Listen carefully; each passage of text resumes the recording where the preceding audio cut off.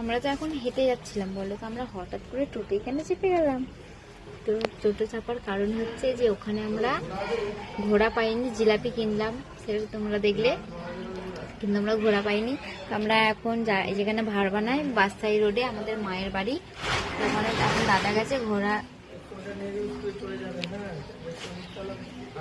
এখন আরে কাকু কত জায়গায় ঘুরে ঘুরে আনলো। এখন ঘোড়া রে দাদা এসো না, ওরে বাবা রে কত রকম খিলাড়ি পার হয়ে গেছে। সাপতে করে নটরাজে পেয়ে যাবো, চলো দাদা। নটরাজে চলো, কত ঘুরতে হচ্ছে। এখান থেকে পারবে ঘোরাতে টোটো? ওরে বাবা রে যদি পড়ে যায়। গাইস আমরা এখন নটরাজে চলে এসেছি, ওই যে ওভারব্রিজ ওটা দেখো, আর দেখো ওখানে দাদা কিনতে গেছে, দাদা কিনতে গেছে তো, দাদা কিনে আসছে। আর এটা হচ্ছে আমাদের নটরাজ, মানে এত ভিড় নটরাজে, এই আবার পুজো সামনে, এখানে সেল বসেছে।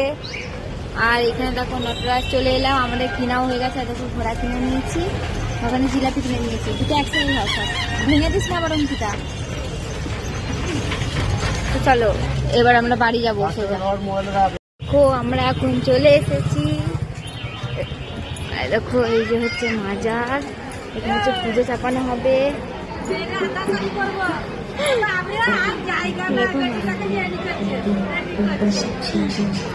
দেখো মাসি, দেখো আমার মেয়ে, এটা হচ্ছে দাই মাসি, আমার মেয়ের দাই মাসি।